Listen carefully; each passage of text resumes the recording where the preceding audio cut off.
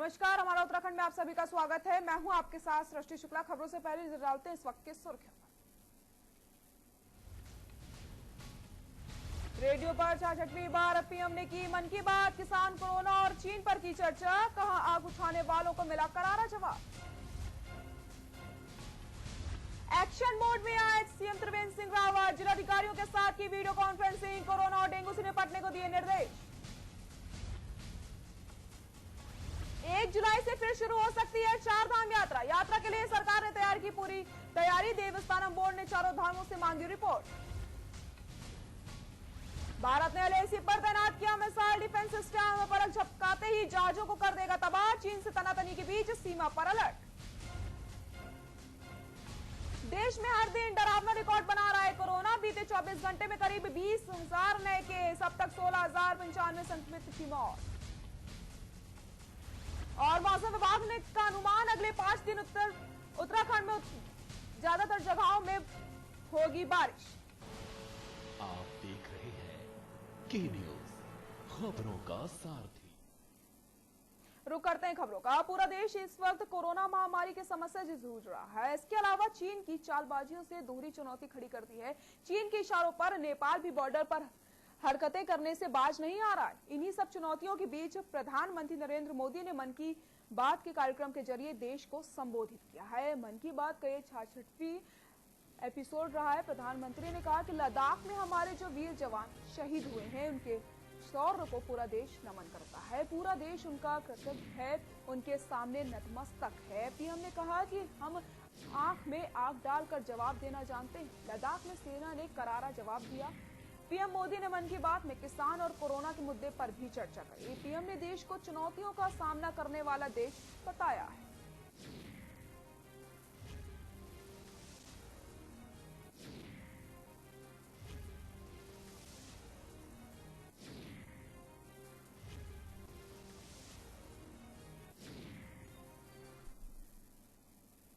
Monsoon season की शुरुआत हो चुकी है और मानसून के समय आने वाली आपदा बाढ़ को देखते हुए डोईवाला तहसील प्रशासन अलर्ट हो गया है। बता दें कि डोईवाला क्षेत्र में 3 नदियां हैं, जिसमें बरसात के मौसम में अक्सर बाढ़ का कहर देखने को मिल जाता है। इसलिए तहसील प्रशासन ने बारिश के कारण नदियों में आने वाली बाढ़ और आपदा से निपटने के लिए जहां अधिकारियों की तैनाती कर दी है, साथ ही साथ आपदा कंट्रोल रूम के साथ क्षेत्र में 3 राहत चौकी बना दी गई है, जिससे रेस्क्यू ऑपरेशन में आसानी हो सके।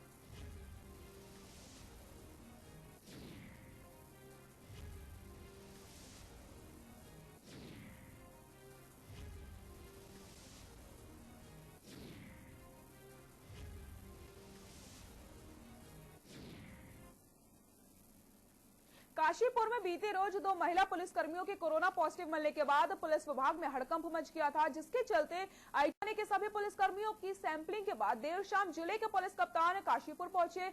इस दौरान उन्होंने क्वारंटीन सेंटर के साथ साथ आईटीआई थाना तथा अनन्या होटल में पहुंचकर व्यवस्थाओं का जायजा लिया है। काशीपुर में देर शाम जिले के पुलिस कप्तान बरिंदरजीत सिंह ने बाजपुर रोड स्थित क्वारंटीन सेंटर आईटीआई थाना पहुंचे, जहां उन्होंने क्वारंटीन पुलिस कर्मियों का मनोबल बढ़ाया है।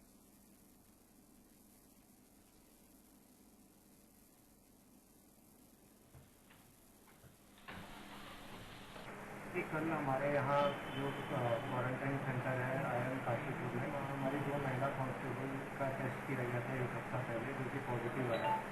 उसके बाद कॉन्टैक्ट ट्रेसिंग में पाया गया कि काफ़ी सारे कर्मचारी आईटीआई थाने से हैं, उसके कॉन्टैक्ट में आए उन लोगों के। उन सब में तकरीबन 23 कोरोना महामारी दुनिया भर में तेजी से अपने पैर पसारती जा रही है। पूरी दुनिया में कोरोना से 1 करोड़ से ज्यादा लोग संक्रमित हो चुके हैं, जबकि मरने वालों की संख्या 5 लाख के पार पहुंच चुकी है। वहीं 54 लाख से अधिक लोग ठीक भी हो चुके हैं। दुनिया के करीब 66% कोरोना के मामले सिर्फ 10 देशों से आए हैं। बात भारत की जाए तो देश में कोरोना मामले 5,29,577 तक पहुंच चुके हैं। कोरोना से अब तक देश में 16,103 मौत हो चुकी है, तो वहीं कोरोना से 3,10,186 मरीज ठीक हो चुके हैं।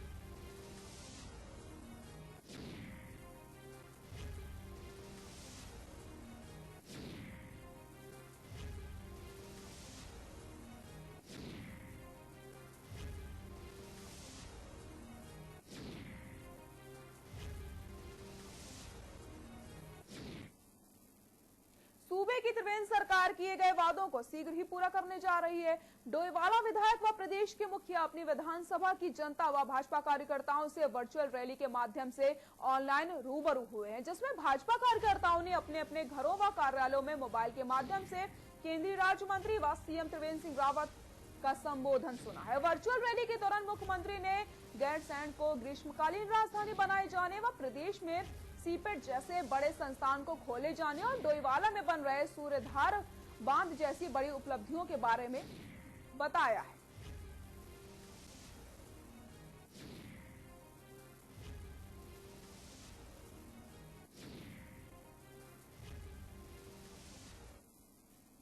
देख रहे हैं कि पिछले कई दिनों से हमारे आदरणीय मुख्यमंत्री जी प्रदेश की हर विधानसभा के कार्यकर्ताओं से बात कर रहे हैं, उनकी जनता की समस्याओं को सुन रहे हैं, उनको संबोधित कर रहे हैं।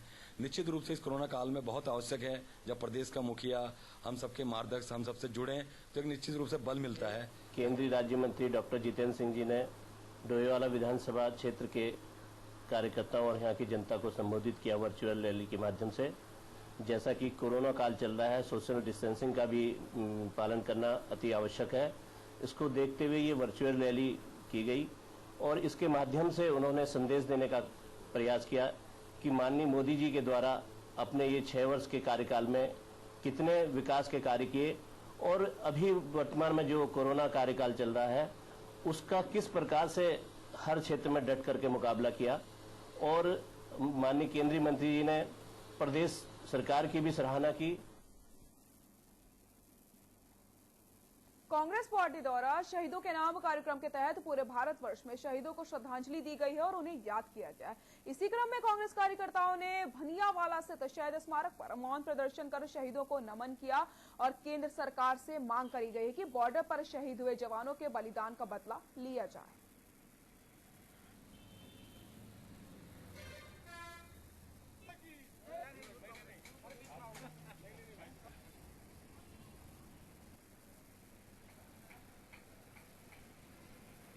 आज अखिल भारतीय कांग्रेस कमेटी के आह्वान पर पूरे देश में शहीदों को सलाम दिवस जो श्रद्धांजलि सभा का जो कार्यक्रम आयोजन किया जा रहा है पूरे देश में, आज उसी को देखते हुए डोईवाला क्षेत्र में आज भान्नेवाला में शहीद स्थल पे सभी कांग्रेस के साथी, राजीव गांधी पंचायत राज संगठन के सभी साथी आज यहाँ पहुंच। क्लियर नहीं है, हमारे जवान शहीद हो रहे हैं। चारधाम यात्रा कोरोना टेस्ट के लिए निजी लैब उत्तराखंड सरकार ने कोरोना की रोकथाम के मद्देनजर जांचों का दायरा बढ़ाने के लिए निजी प्रयोगशालाओं में कोविड-19 की जांच के लिए अधिकतम दरें निर्धारित कर दी हैं। इस पर मुख्यमंत्री ने क्या कुछ कहा, आपको सुना देते हैं।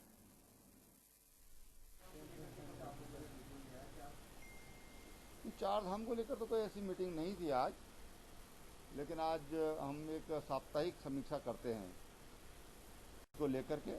सभी जिलाधिकारी और सीएमओ में होते हैं और क्योंकि डेंगू का भी सीजन चल रहा है इसलिए उसकी भी समीक्षा हम लोग करते हैं। उसी दृष्टि से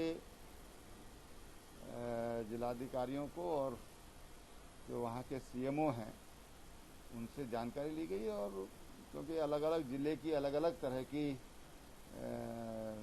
सवाल होते हैं उनका, और उसी दृष्टि से उनको मार्गदर्शन दिया गया है। सामान्यतः बरसात का सीजन है तो सफाई की व्यवस्था ठीक से हो और सबसे बड़ी जो भूमिका होती है डेंगू में या किसी भी बीमारी में वो लोग कितने जागरूक हैं और इसलिए जागरूकता के कार्यक्रम होते रहें समय समय पर। स्वच्छता का कार्यक्रम साप्ताहिक रूप से चलता रहे, उस पर काम करने के लिए सभी जिलाधिकारियों को निर्देशित किया गया है। भारत सरकार से भी जो गाइडलाइंस मिली है उसमें 9 बजे तक मार्केट खोलने का प्रावधान है, इसलिए हमने कहा इसको 8 बजे तक खोलिए। और सवेरे जो लोग घूमने जाते हैं, कई बार जो आजकल बंधन है उसकी वजह से लोग लेट निकलते हैं, फिर उसके कारण काफ़ी भीड़ हो रही है। इस तरह की जानकारी क्षेत्र से मिल रही थी, इसलिए हमने कहा सुबह लोग जब 5 बजे के बाद जब भी घूमने निकलते हैं स्वाभाविक रूप से तो उसमें कोई रोक टोक ना हो, उनको घूमने दिया जाए। देखिए प्राइवेट लैब पहले भी सम्मिलित थी, लेकिन उसका जो पहले टेस्टिंग का खर्चा था वो लगभग 4,500 रुपये के करीब था। अब वो 2,000 रुपया 2,200 रुपया ऐसा उसमें उनके साथ कॉन्ट्रैक्ट हुआ है और अब एक तरह से आधे रेट पर मार्केट में भी जो कोरोना टेस्ट है वो हो सकेगा। एक बड़ी राहत जो लोग प्राइवेट में करना चाहते हैं उनको मिली है। इससे हमारी जो टेस्टिंग की कैपेसिटी है वो भी बढ़ेगी और जो पेंडेंसी है वो भी कम होगी। देखिए, उसके लिए जिलाधिकारी देहरादून को निर्देशित किया गया है। अब उसके जो परिणाम आने थे और जो चेन टूटनी थी मंडी के अंदर, कोई केस अब पिछले हफ्तों में नहीं आए हैं और इसलिए उसको जो 2 दिवसीय जो लॉकडाउन था उसको अनलॉक कर दिया गया।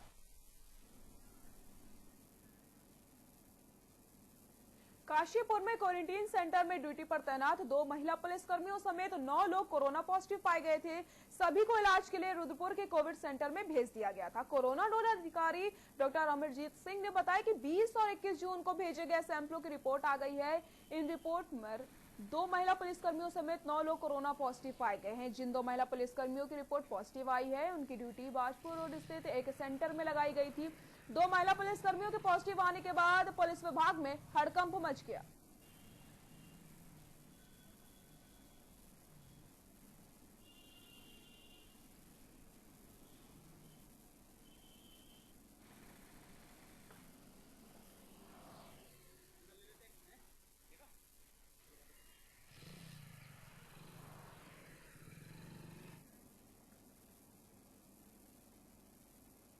मुख्यमंत्री त्रिवेंद्र सिंह रावत ने शनिवार को सचिवालय में कोविड-19 एवं डेंगू के रोकथाम एवं बचाव के लिए सभी जिलाधिकारियों से वीडियो कॉन्फ्रेंसिंग के माध्यम से बैठक के रूप में बात करी। मुख्यमंत्री ने जिलाधिकारियों को निर्देश दिए हैं कि डेंगू से बचाव के लिए व्यापक स्तर पर जन जागरूकता अभियान चलाया जाए। उन्होंने दुकानें खोलने का समय निर्धारित करने के अलावा कई अन्य निर्देश भी जारी किए हैं। उन्होंने कहा कि डेंगू से बचाव और रोकथाम के लिए व्यापक प्रचार प्रसार हो। इसके लिए डॉक्टर समय समय पर मीडिया से बातचीत भी करते रहे।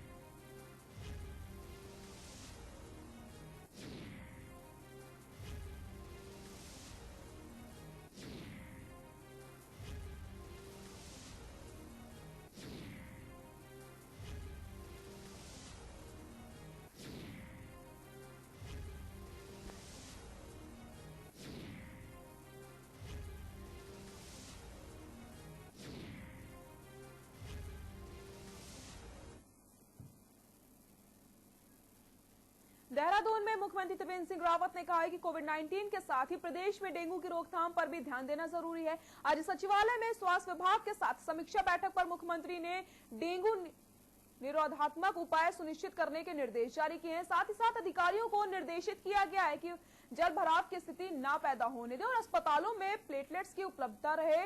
नगर निकाय अपने क्षेत्रों में फॉगिंग करते रहे। डेंगू को लेकर जागरूकता अभियान संचालित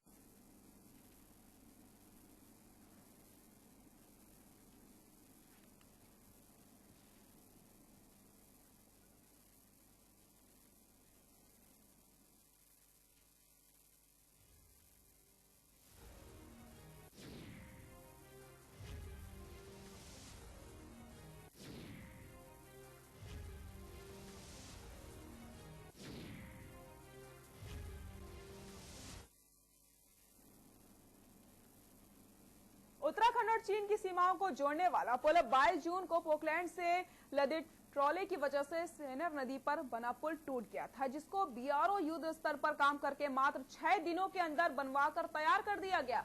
मुंसियारी मिलम मोटर मार्ग पर सेनरगढ़ में 22 जून को टूटा वैली पुल बीआरओ के जांबाजों ने 6 दिन में ही जोड़कर तैयार कर दिया। इस पुल के ट्रायल के बाद वाहनों की आवाजाही शुरू कर दी गई है। इस दौरान स्थानीय लोगों ने भारत माता और बीआरओ के जयकारे के नारे लगाए। मुंसियारी मिलन मोटर मार्ग पर सेनरगढ़ पर बना पुल शनिवार दोपहर 12 बजे बीआरओ ने जोड़कर तैयार कर दिया। पहले भारी जेसीबी मशीन पुल के ऊपर से चलाकर उसका ट्रायल किया गया और फिर उसे वाहनों के लिए खोल दिया गया। 120 फीट लंबे पुल को बनाने के लिए बीआरओ ने मात्र 6 दिन लिए हैं। इस दौरान एक पोकलैंड और 70 मजदूरों की सहायता ली गई थी। पुल जोड़ने का काम 24 घंटे जारी रहा था। बीआरओ के ओसी पीके राय 4 दिन से पुल पर ही डेरा जमाए बैठे हुए थे। उन्होंने खुद खड़े होकर पुल का निर्माण करवाया। स्थानीय लोगों ने तय दिनों से आधे समय में पुल निर्माण करने पर ओसी का फूल मालाओं से स्वागत किया और बीआरओ जिंदाबाद के नारे लगाए।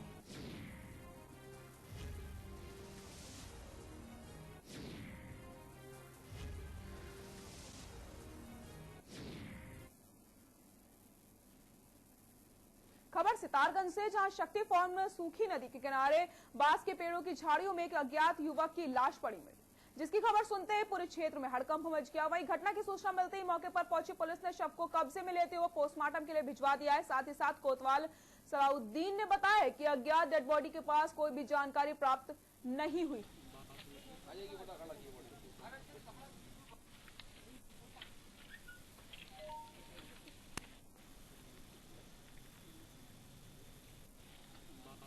इसकी कोई जानकारी प्राप्त नहीं हो पाई है, अभी इसकी शनाख्त भी नहीं हो पाई है। काफ़ी लोगों को दिखाया गया है और ये जो रुद्रपुर गांव है, ये बंदे के पास ये साइड में पड़ी मिली है। इसके सर में चोट है और इसका पंजाब नाम है आर्या। बाद पीएम जो भी इसमें आएगा उसके अनुरूप विधिक कार्रवाई अमल में लाई जाएगी। पेट्रोल और डीजल के दाम बढ़ाए जाने को लेकर कांग्रेसी कार्यकर्ताओं ने केंद्र सरकार के खिलाफ जमकर प्रदर्शन करके सरकार द्वारा कांग्रेस कार्यकर्ताओं पर मुकदमा कर दिया गया था, जिसको लेकर कांग्रेस कार्यकर्ताओं में भारी आक्रोश देखते हुए कोटद्वार के मालवीय उद्यान में प्रदेश सरकार के खिलाफ जमकर नारेबाजी करते हुए प्रदर्शन किया गया। साथ ही साथ मांग करी गई कि सरकार सभी कांग्रेस कार्यकर्ताओं पर हुए मुकदमे सरकार वापस ले। अगर सरकार ऐसा नहीं करती है तो कांग्रेस कार्यकर्ता उग्र आंदोलन करेंगे। कांग्रेसी कार्यकर्ताओं का कहना है कि अंतर्राष्ट्रीय स्तर पर तेल की कीमतें घट रही हैं, वहीं केंद्र सरकार पेट्रोल और डीजल की कीमतों को बढ़ा रही है। जहां केंद्र सरकार किसानों की आय दोगुना करने की बात करती है, वहीं किसानों की कमर तोड़ी जा रही है।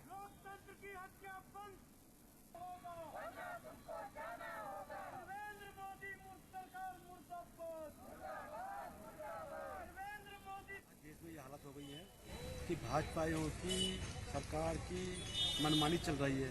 अगर इनके खिलाफ जो गलत काम करते, गलत नीतियाँ करते, अगर कांग्रेस के लोग बोलते हैं तो ये उनको फर्जी मुकदमे में फंसा देते हैं। परसों एक बहुत बड़ा आंदोलन कांग्रेस ने किया था पेट्रोल डीजल के खिलाफ। अंतर्राष्ट्रीय हमारी एक ही मांग थी कि जो पेट्रोल डीजल के रेट है वो अंतर्राष्ट्रीय स्तर पर करा जाए। उसके अंदर इन्होंने क्या किया, जो हमारे प्रदेश अध्यक्ष थे प्रीतम सिंह जी, उनके खिलाफ, उनके साथियों के खिलाफ और उत्तराखंड में और भी कई जगह उन लोगों के खिलाफ इन्हें फर्जी मुकदमे दर्ज कर दिए हैं। उसके खिलाफ आज हम लोग यहाँ पर आंदोलन कर रहे हैं।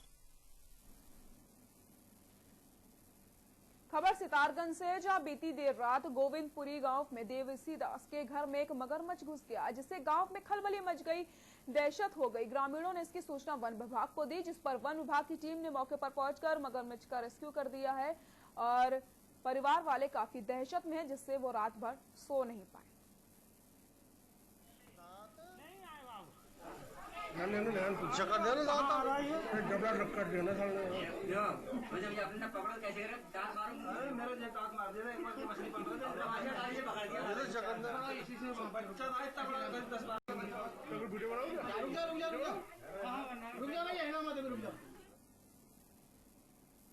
कुमाऊं में कुलदेवी नंदा देवी के रूप में पूजी जाने वाली 117वें नंदा महोत्सव का आयोजन किया जाएगा। आयोजक समिति श्री राम सेवक सभा के अध्यक्ष मनोज शाह की अध्यक्षता एवं महासचिव जगदीश बवाड़ी के संचालन में आयोजित हुई बैठक में तय किया गया है कि इस वर्ष नंदा देवी महोत्सव पंचमी यानी 23 अगस्त से प्रारंभ होगा।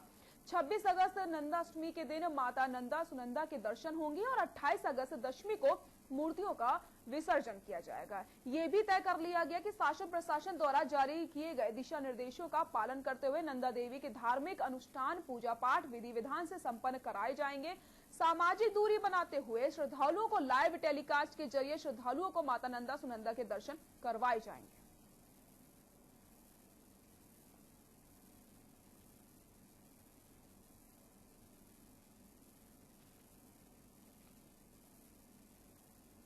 जो है हमारी पूजा पाठ मां नंदा देवी उत्तराखंड की आराध्य देवी है। माना कि हम लोग जो है इसमें कोरोना के संकट काल में हैं, लेकिन कहीं न कहीं अपनी परंपराओं को निभाना पड़ता है। तो इसलिए राम सेवक सभा ने फैसला किया कि हम लोग जो है हमारी पूजा पाठ और जो धार्मिक अनुष्ठान है उसको तो हम लोग किसी न किसी रूप में करेंगे। साथ ही हमें दर्शनार्थियों का भी हमें ख्याल रखना पड़ता है, यहाँ की जनता का ख्याल करना पड़ता है। तो उसके लिए हमने ये सोचा कि हम इसको लाइव टेलीकास्ट के जरिए लोगों को इसको दर्शन कराएंगे, जो सुगम रास्ता होगा। वाला के लच्छीवाला वन प्रभाग के दूधी क्षेत्र में जंगली जानवरों का आतंक व ग्रामीणों पर हमला काफी ज्यादा बढ़ चुका है, जिससे लोगों का घरों से निकलना मुसीबत भरा हो गया। लच्छीवाला रेंज के नागल बुलंदा इलाके में किशनपुर ग्रांट गांव में पाती बंदरों ने लोगों को घरों से निकलना दूभर कर दिया है। वहीं रात होते ही गुलदार भी घर के आंगन तक पहुंच रहे हैं।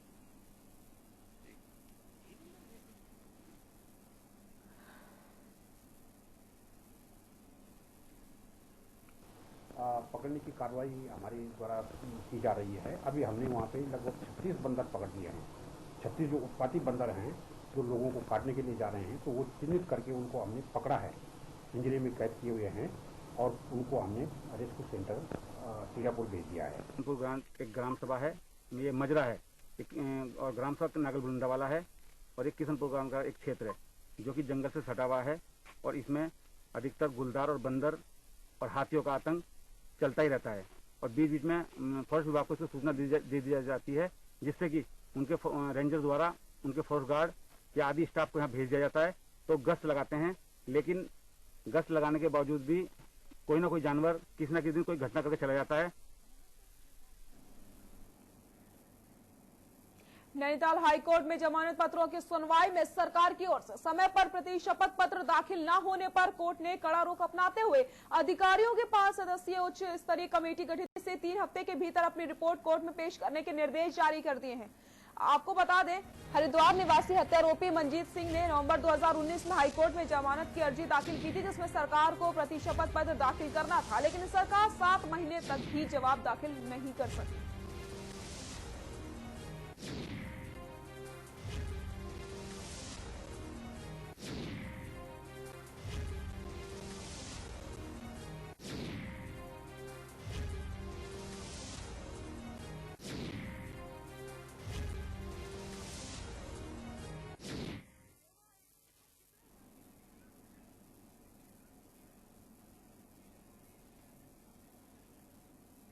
देश में बढ़ते पेट्रोल व डीजल की कीमतों के चलते आम आदमी परेशान हो चुका है। अब बढ़ते पेट्रोल डीजल के दामों के विरोध में कांग्रेस पार्टी सड़क पर उतरकर विरोध प्रदर्शन कर रही है। बागेश्वर में राज्यसभा सांसद प्रदीप टम्टा के नेतृत्व में एसबीआई तिराहे पर केंद्र व राज्य सरकारों का पुतला कांग्रेस पार्टी द्वारा दहन किया गया। कांग्रेस पार्टी ने पेट्रोल डीजल की बढ़ती कीमतों के लिए केंद्र सरकार के रवैयों को तानाशाही बताया है। कांग्रेस कार्यकर्ताओं ने तेल की कीमतों में तत्काल प्रभाव से कम करते हुए जनता को राहत प्रदान करने की बात कही है। राज्यसभा सांसद प्रदीप टम्टा ने पेट्रोल व डीजल की कीमतों में हो रही बेहताशा बढ़ोतरी को अन्याय करार दे दिया है और साथ ही साथ कीमतों को कम करने व नेता प्रतिपक्ष प्रीतम सिंह पर राज्य सरकार द्वारा लगाए गए गलत मुकदमे वापस लेने की मांग की है। विपक्ष के विरोध प्रदर्शन को लोकतांत्रिक व जनता की आवाज बताया गया है।